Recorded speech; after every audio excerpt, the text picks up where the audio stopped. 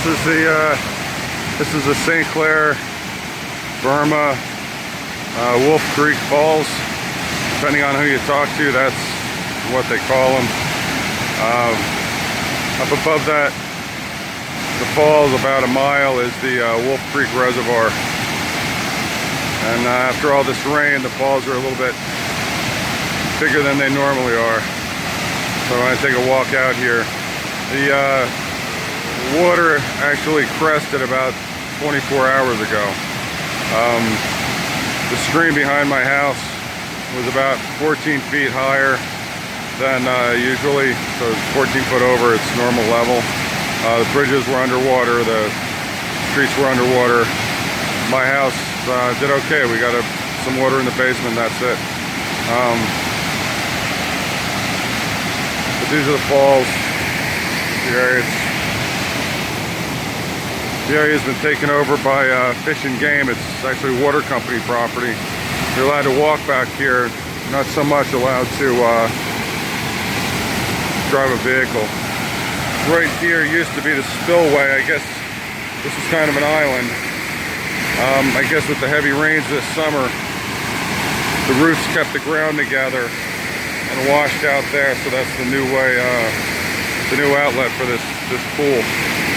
Kind of interesting. I haven't been up here since, I don't know, last fall. But the rock is kind of interesting. It kind of looks like concrete. Kind of looks like concrete with quartz in it.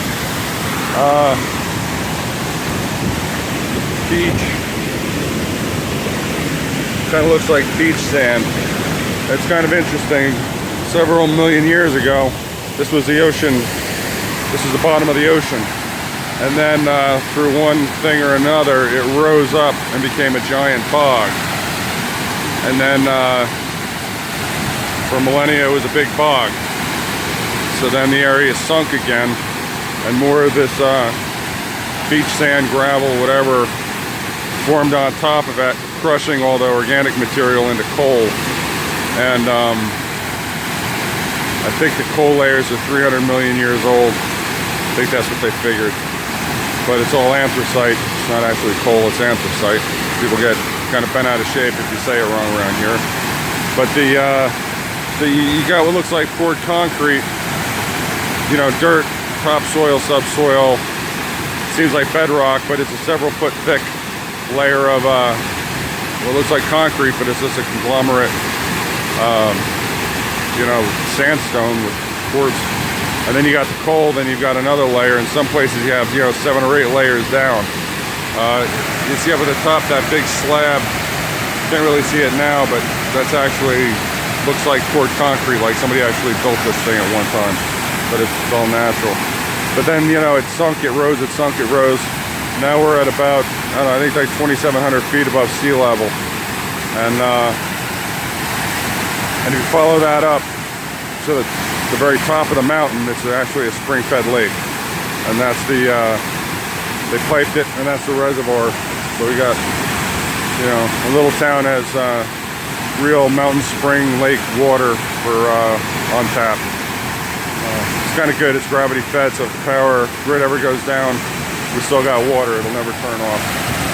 But that's it.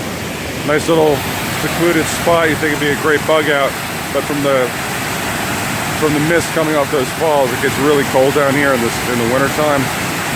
In the summertime, you wake up and if you try to camp down here, everything gets soaking wet. There's really no fix for it.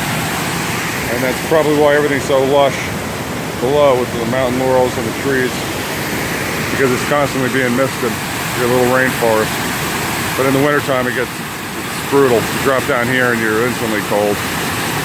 Anyway, that's it on the St. Clair, Burma, Wolf Creek Falls. So have a good day.